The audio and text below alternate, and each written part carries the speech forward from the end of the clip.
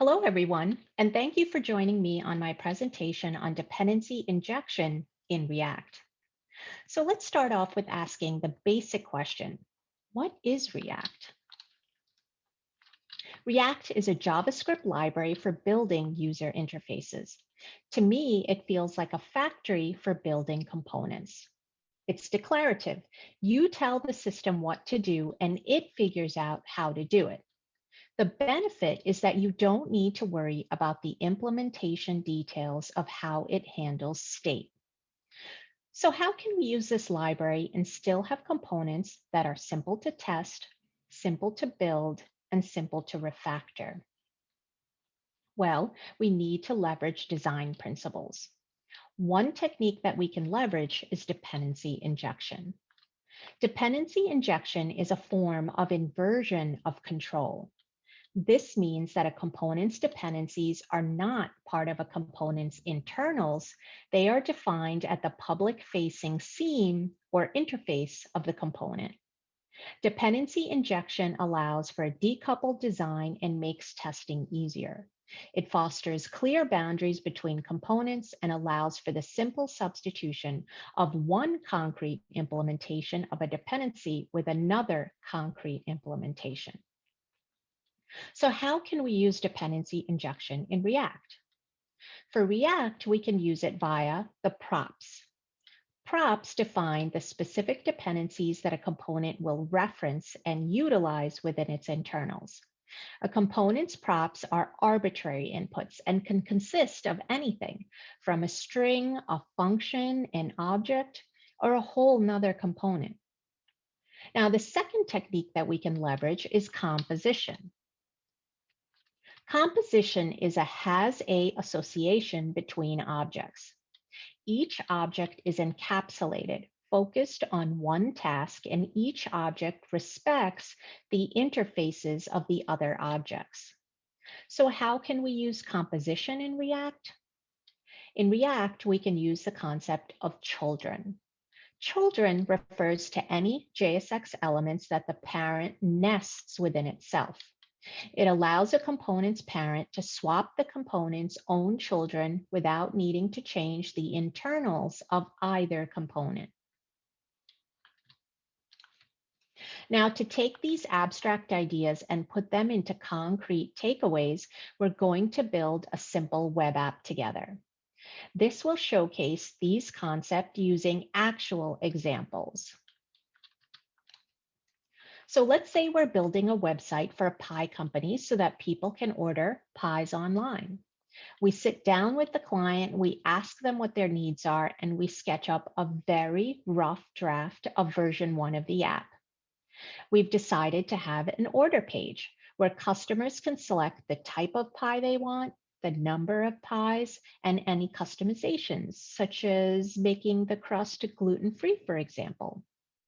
Once the customer submits the order, we want to show them a summary page. The client also wants to display the outstanding charges when there are customers in delinquency. So next, let's talk about process and tooling. Here, we're going to use TDD, but it's not going to be dogmatic TDD. I wanted to mention it here because this demo is a good opportunity to show the mindset you take and the approach that you take when test driving the code. Now, I've already set up a base project using Create React App. It essentially lets you quickly spin up a project. Create React App has a React testing library built in already, which takes a very BDD approach where the unit tests are written in a way that tests for the expected behavior as a user would use it. We're going to use Jest as the testing framework. And for code, we're going to build forms using Formic and add validations using the Yup validation library. Excuse me. For React, all of our components are functional components. And to keep things simple, we're going to use a plain old JavaScript object as our data store. So now that we have a general idea of what we need to build and what we're using, let's get started. So if we switch over to VS Code, we can see that we have a few configuration files and a basic app component that prints hello world. We also have one basic test for it. And when we run our app, we can see that the text is printed out on the browser. So right now it's super simple. So let's build out our app. Let's start with the page that allows us to order a pie. And I like to group common components together into the same folder. So let's create a folder for the order pie logic. And let's start off by adding a test file into that folder.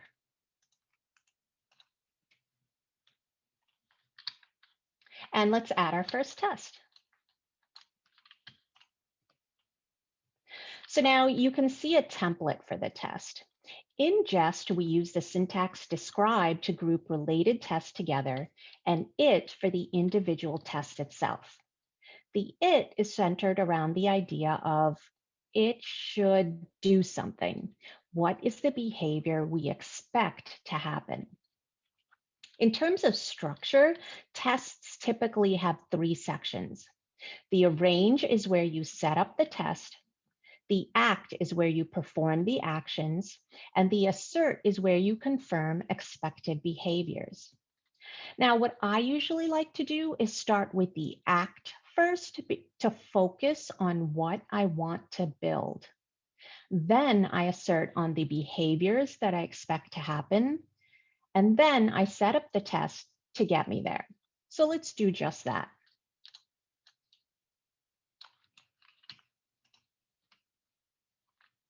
Okay, so here I want to render a component that I'm going to call order pie, and I want it to have two collaborators, an order details form and an order pie action. And I'm going to wire them up to a fake form and a spy.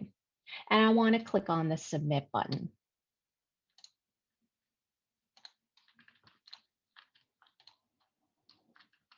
Now, this component doesn't build the form or define the actions that are taken. Those are handled outside of the component. Our component coordinates with its collaborators. Now let's set up the assert. The assert is where we want to know that the spy was called. That's what our expected behavior is. And now let's set up the test. So I have a jest function as our spy, and I have a fake form, which is a component that's basically a super simple form with a submit button. And look how simply we set up the collaborators. The action is a simple jest function that listens for whether it got called, and the form is a super simple form with a submit button. It's a fake component, but its on submit prop matches the prop that we want the real form component to have in the application code. It respects the interface.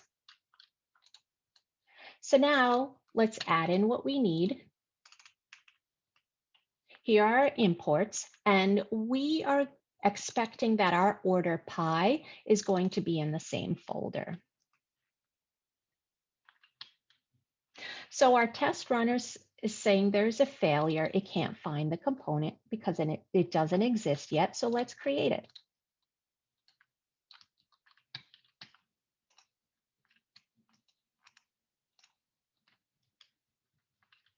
And what I usually like to do is keep my tests on the left and my code on the right to mentally think that I'm test driving the code from left to right.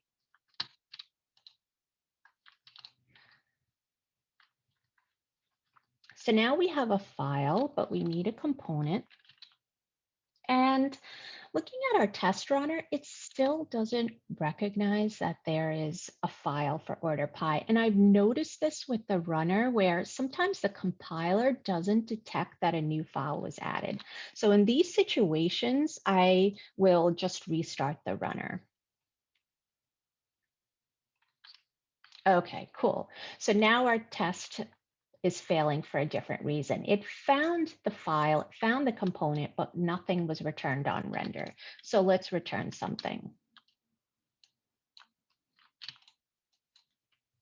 Okay, so now what we've done is we've wired up the form. We're utilizing the two props that we've specified in our test, and we wired up the order by action to the onSubmit prop of the form. And our test passes. Awesome. So now let's add in the next test. We want to know that it shows the order summary after form submission. So let's set up the act where we say that we're going to render our component. And the way I want this to work is I want to have a summary page as an additional collaborator.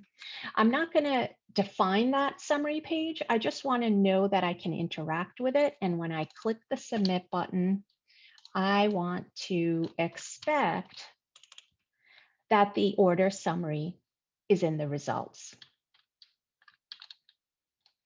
So now let's set up the test. We've got our fake form, just like the other test, and this time we've got a fake summary, which is even simpler. It's just a div. Okay, so now our test is failing for the right reason. It's saying it doesn't find an order summary. So let's get our test passing. Let's add the behavior for the new prop and handle it. So now I've added some more logic in here. I've got my three props and I'm using local state to identify whether there are order details. So when the form is submitted, it's going to call this function and it's going to trigger that order by action just like before, but this time it's going to set the order details. This is going to update our local state. It's going to trigger the component to re-render. And instead of rendering the form, it's going to render the summary page. Okay, so now we're looking at the test runner. And if we look at the details, we actually see that our test is passing, the one that we just created. It's got a green check mark, but it's the other test that's failing. So let's take a look at the other test. And what we see here is that additional prop is not being handled. So the component's getting confused. So what we're going to do is update this test to handle that additional collaborator. And we're going to add our fake summary into the test. And now our test passes. Awesome. And essentially, this component is done. So now let's look at the component's collaborators again. Our component interacts with an order by action to order the pie. Let's build that one out now. So let's add a test file for it. And let's add our first test. Okay, and here we're saying that I want to call this action post pie, and it should call the correct URL and method.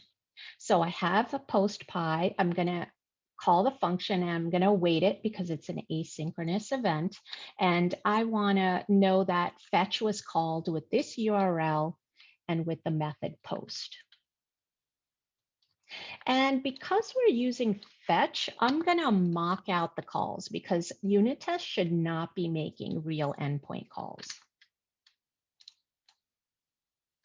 Now let's import what we need.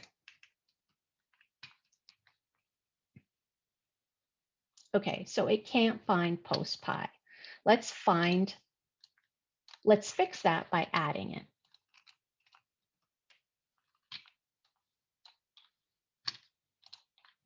Okay, and now it tells us following the trail of errors, it's not a function. So it found the file, but there's no function in there. So let's add the function.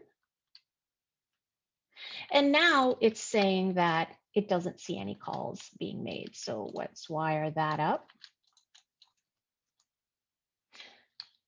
And our test passes, which means we're done with this portion. This is the minimum amount of code we need to get that working. Now, thinking about it a little more, you know what? We need to send those order details in. So let's add a test for that. So now we've got a sample order with a given data set. We're going to pass that into our function, and we want to know that the request body contains that order as a JSON. Okay, so it's saying that it doesn't see anything in the request body. So let's fix that. And if we run our tests, everything passes. So now for our purposes, this action is actually done. I'll leave you a homework assignment if you so choose to accept it, which is to think about how we can add tests for promise handling and handle a promise rejection, for example.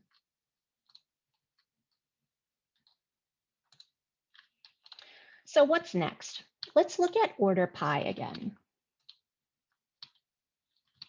Order pie collaborates with an action, which we just built. It also collaborates with a form component. Let's build that out next.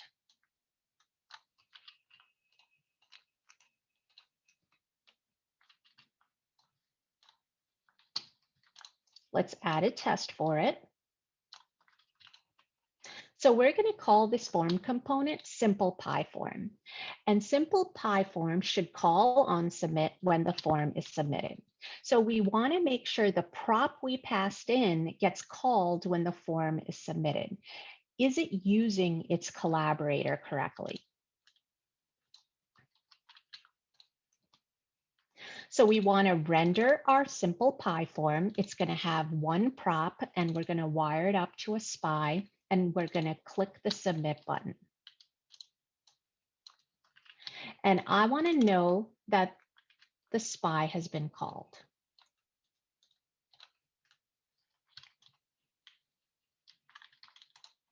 And you can see here that this test is a little different. It has an act and a wait for, and this is needed in jest when there are asynchronous actions in components. So now let's set up the test. We've got our SPI, and let's import what we need.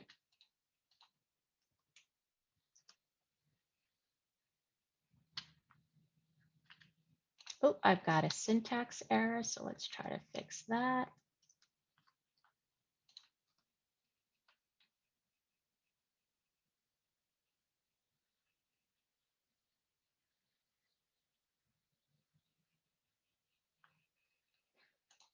So we've got our wait, we've got our act. Okay. This is what I love about this VS Code. It's telling me exactly which parentheses are there. So I'm putting this wait for in the act, which is a no-no. Okay, cool. So now our test is failing for the right reason. It's saying that there's no simple pie form. This is a point where we can say, okay, let's now start trying to put in our application code. And let's put in simple pie form. There's no component in the file. Let's add a component. Following the trail of errors, nothing was returned from render. So let's go and return something. And we're going to use Formic for creating the form. And we're looking at our wireframe. And based on that, we're going to add some fields to the form. So we have a select for the pie type, and we're going to have two options, apple and pumpkin. We've got an input for quantity, which is how many pies does the user want to order, and an input for customizations, any special options that they want.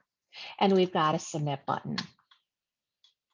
So now with Formic, you need a set of initial values for these fields, and we've decided to default pie type to apple. So let's import what we need.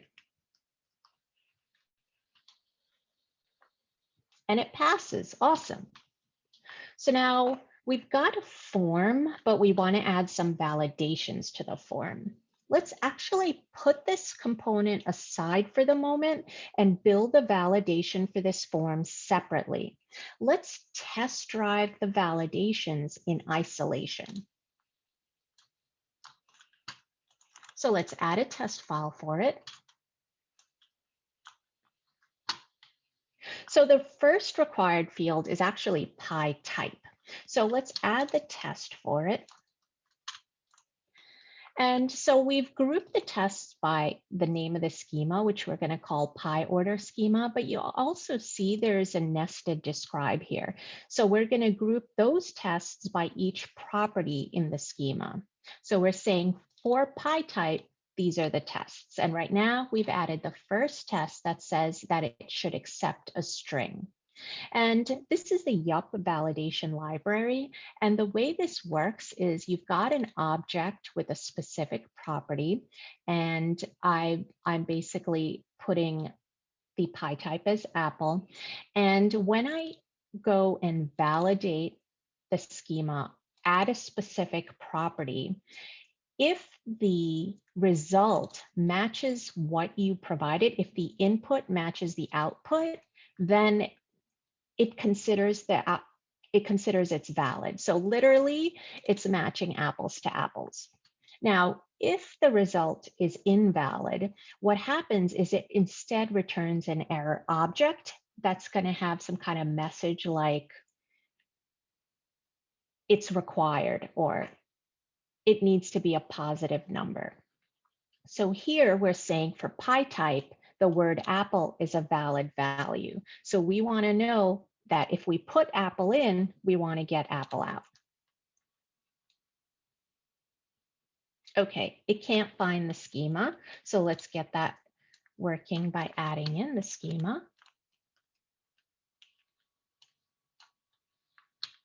And it's not able to parse anything because there's no schema in there. So let's wire that up.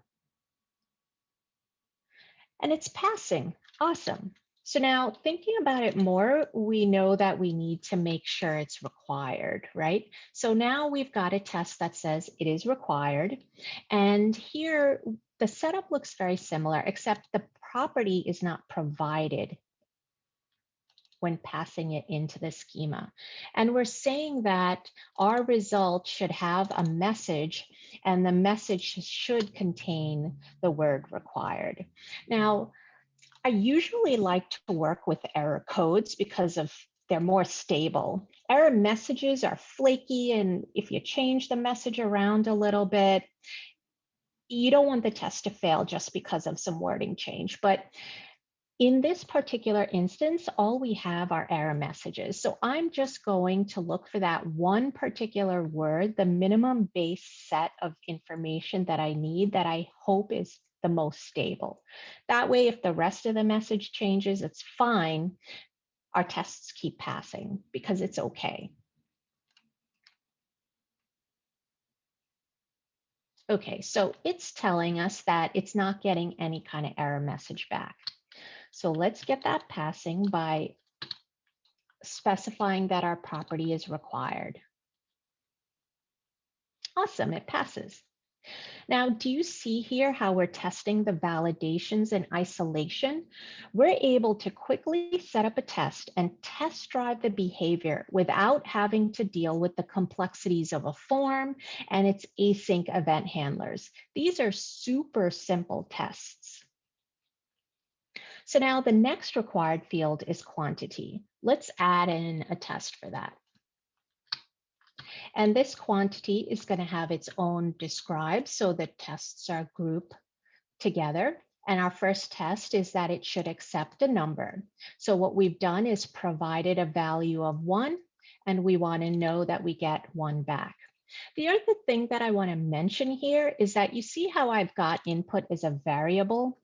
I like to do that whenever a value is specified in the test multiple times. So for whatever reason, let's say the minimum number of pies you can order are 10.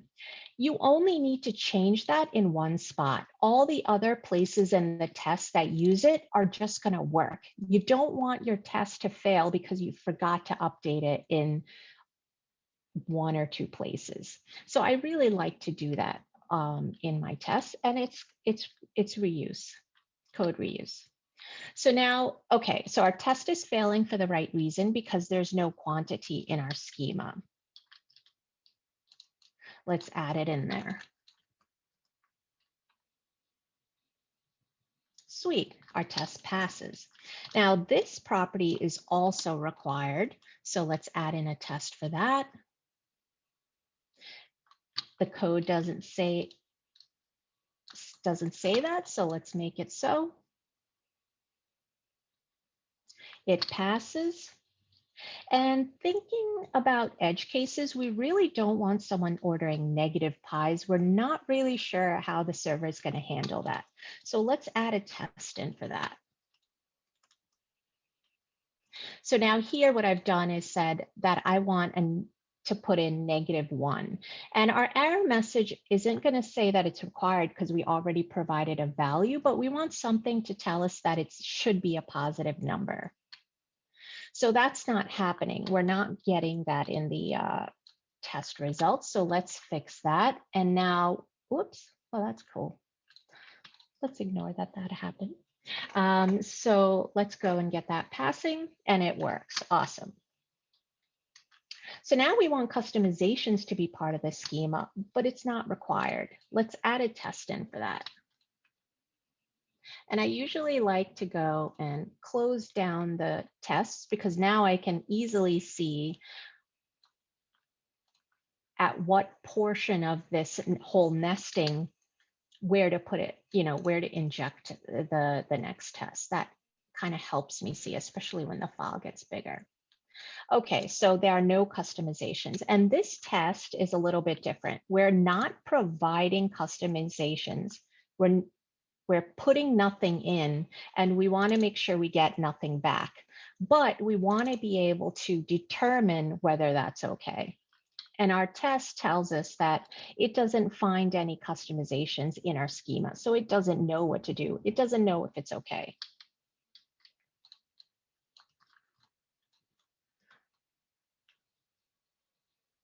And after we fix that, it's passing. So now our test, we didn't provide anything, right? So we should make sure that if we do provide something, it works. So let's go and add a test for the fact that it accepts a string. So in our prior example, when we talked about this field, we said that we could provide the user the ability to request a gluten-free crust. So we want to make sure for a valid value that what we put in is what we get back. And yes, actually, our code handles it. So the fact that our test is passing means that our scenario is handled and we need to do nothing in our code to be able to handle that. It's a freebie. Those are the best. So now let's go back to the simple pie form. Now that we have validations, let's make sure the form uses them.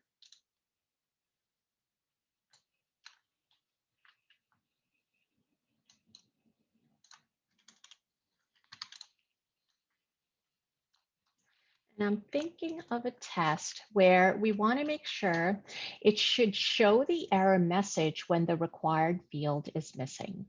So we're going to render our form.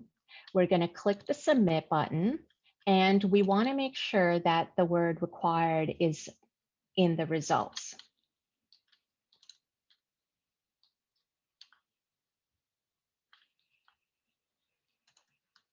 And now if we save our test file, it's going to execute the runner. And our test is failing for the right reason. It's saying that it doesn't find required in the results. So let's now wire up our schema. Let's import what we need.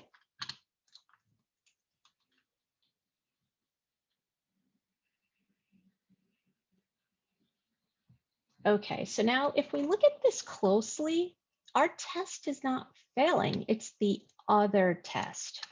So let's take a look at that other test. Now, if we look at this, the setup and the act looks very similar to the test we just added, right? We're rendering the component, we're clicking the submit button, but we're actually expecting the SPY was called, but it's not going to happen. We just added validation that tells us we need to provide the required fields. So what we need to do is change this test so that way it works according to the updated behavior of the code.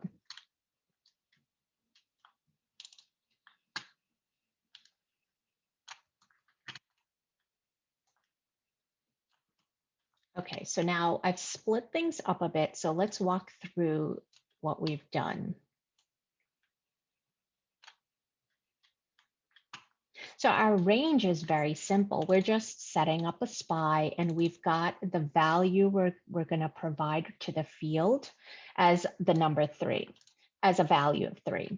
So in our act, we're rendering the simple pie form component. We're looking for the field where we can enter the quantity. How many pies do you want to order? And then we're entering that value into the field. Now, this is different because we're actually letting the form settle.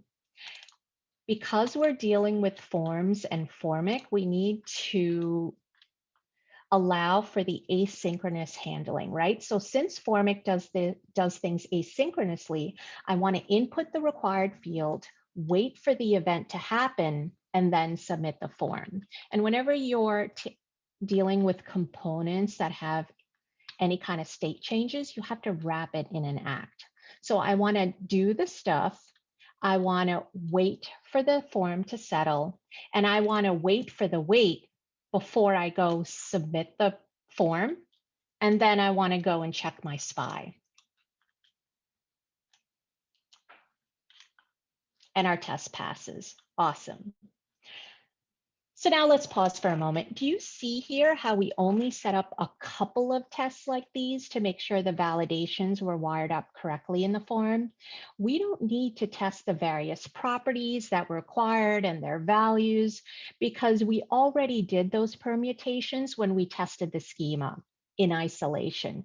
We tested the schema using super simple unit tests. We didn't need to create multiples of these kind of tests that have to deal with that asynchronous event handling. It makes it much easier. So now let's go back and look at the order pie component again.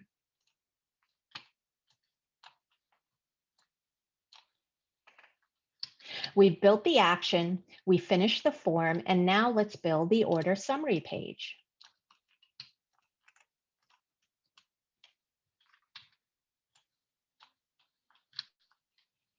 Okay, let's add the test file for it.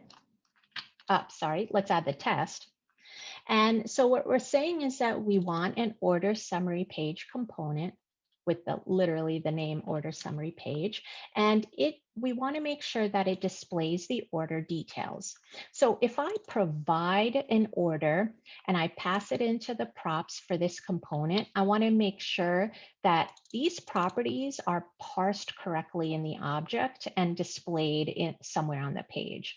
I want to make sure that it uses its collaborator and that it parses it correctly. And if I save the file, it's going to execute and it's telling us there's no component at all. And that's okay because we know we need to add it.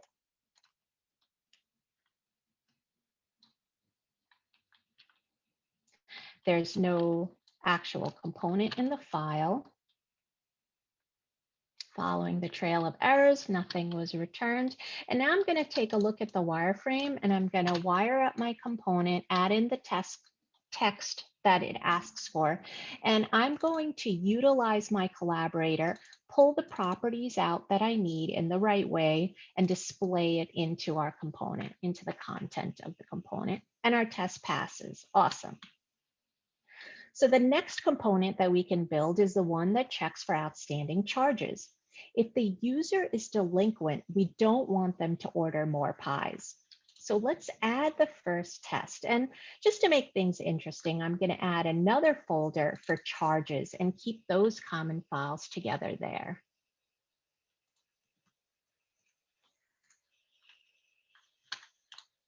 And let's add our test file for it.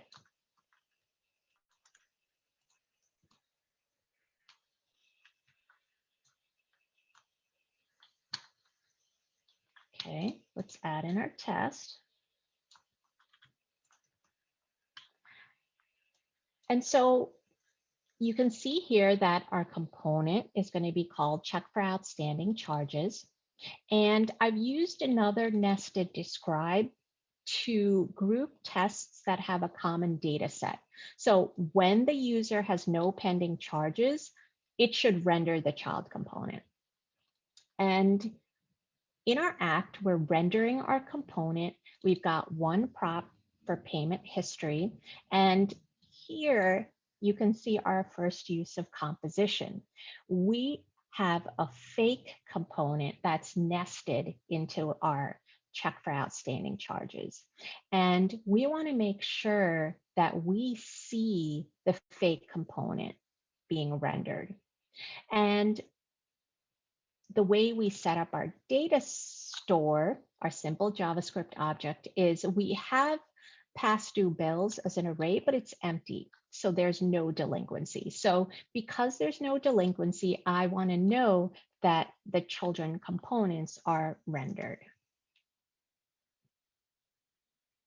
So it says it can't find the file. So let's add it in.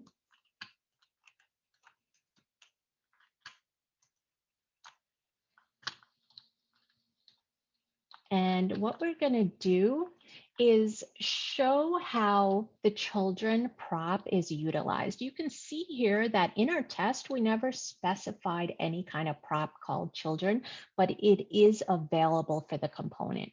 And if you literally just return the children, that means that it's going to render our fake component.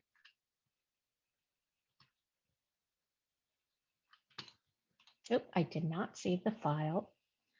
Let's try it again, and our test passes. Now, we need to add in some logic because we need to conditionally render those children.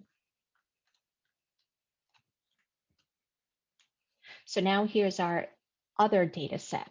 When the user has pending charges, it should direct the user to the Pay Now page. And the way we have pending charges is we have a data set in our past due bills. So the array contains one object and the bill is $100.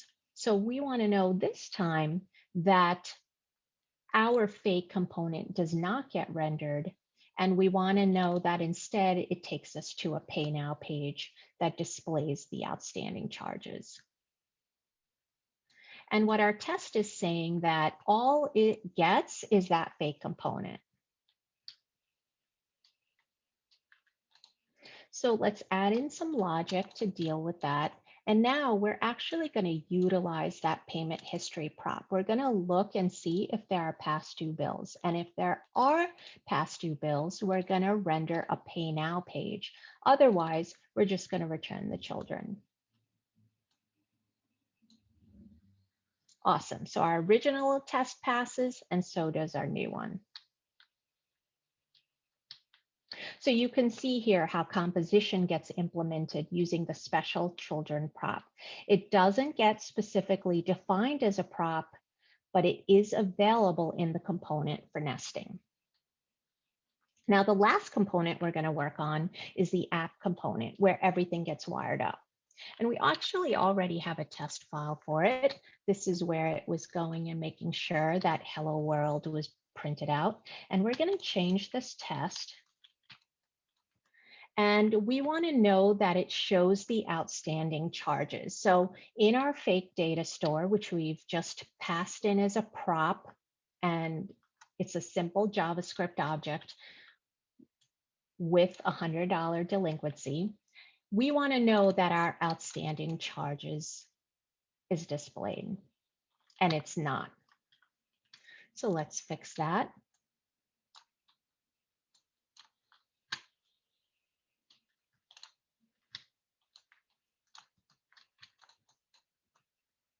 And we're not using Redux or context, so I'm just literally passing in the payment history through the prop. And what we've done is we've added our check for outstanding charges. In true TDD fashion, our div is still there because we're only adding the minimum amount of code needed to get this passing. So what we need to do is we need to add the next test to eliminate that.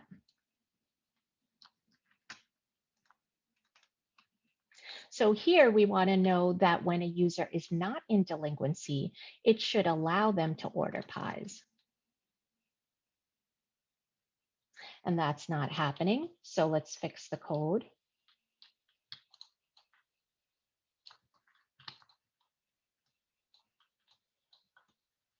Okay, so now we've eliminated the div. We had to wire up the order pie component, and we have set up its collaborators, the order details form, the order summary page, and the order pie action. Awesome, our test passes. So now let's just pause for a moment. Some of you may be saying, Ronnie, this is way too much modularity. Splitting things up this way just for the sake of testing is a little too much. So my viewpoint is that this technique decouples the components and makes them easy to build, but also easy to refactor. We all know this. As new features are added, we're constantly refactoring. Let's make it easy to do so. Here, there are clear seams between the pieces so that the one thing can be swapped out for that other thing if it needs to be. So let's say we have a new feature and we don't want to use simple pie form anymore, but wanted to use complex pie form. We can test drive the component in isolation, and then we have a clear place to swap it out. Also, this makes test creation simple, and on the flip side, it makes test maintenance simpler as well. When a test fails, we know exactly why it fails because there are less moving parts. We have super simple unit tests. Now, test creation may be a one-time hit, but test maintenance is perpetual. Let's make that simpler as well. And if you still aren't convinced, consider a compromise. Default props. So in this app component, instead of importing the action for order pie here in the parent, if you want to keep the action with the order pie component itself, say because they really go hand in hand, consider defaulting the prop in the order pie component itself. So let's go to order pie. Here, we're saying that we have a prop order pie action, and it needs to be provided by the parent. But instead of that, let's go and change this and say, you know what, if you don't give me the action, I'm just going to use post pie. And we can import it here.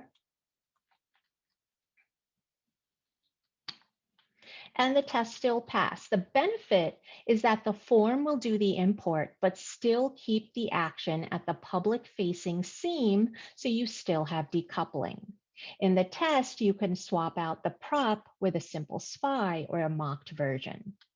Now in the app component, let's go there, and I can remove this prop altogether.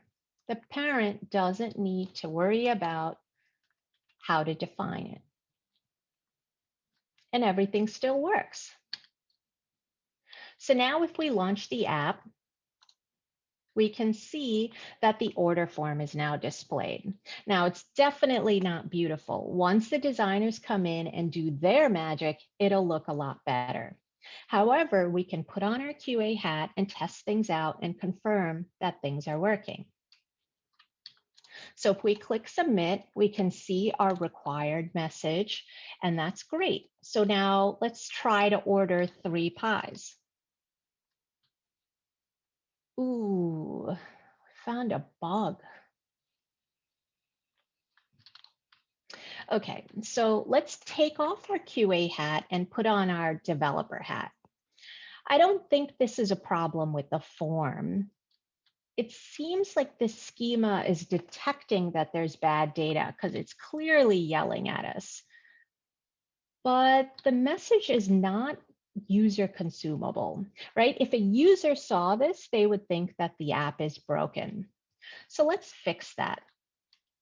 So our assumption is that the schema is just not displaying the right error message. So what do we do when we have a bug fix? The first thing we should do is add a unit test and try to replicate the error. So we have test files for the schema. Let's go to it. And the field that we broke per se is the quantity field. So let's go into that describe block. Shrink these tests down so I can figure out where to add in a new test. And for lack of a better test name, let's say it should not accept letters. And I literally put in what I did on the browser.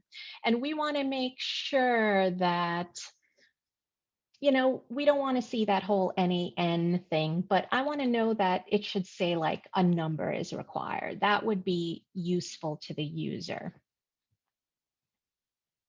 Aha, there we go. So our test was correct. We have properly replicated the error. We can see that message displayed right here in the test. So we know the exact place where we need to make changes. We've pinpointed the issue. So now let's go back and fix the code. And with a little bit of Googling, we figured out that the way you change the error message is by using this type error. And our test pass. Awesome. Super simple test. We didn't have to deal with the form. We didn't have to deal with asynchronous events. Nice and easy. So now let's go back to the form and see how it looks. Let's go back into our testing mode. So now if I put a 3E, nice. I like this a lot better. It's much more readable. And you can see here that the clear seams and modularity makes fixing bugs easier too. Since we have a test for it, we won't hit this issue again with something changes in the future. We've got tests safeguarding it. So now let's continue with our testing. So let's try to enter a 3 and try to order 3 pies. Nice. So we see our order page with what was ordered. And to be super judicious, let's go to the place where we have our data store and update the pending charges. So here our data store is just a plain old JavaScript object. And what I'm going to do is simulate that the user is in delinquency. Now, if we refresh the app, instead of seeing the order form, we see the page that displays the outstanding charges. So this confirms that we're able to build the app and wire things up correctly. Success. I hope you all had as much fun as I did today building a mini web app using test-driven development and basic design principles with tests that were simple to write and components that were simple to build. Thank you all for listening.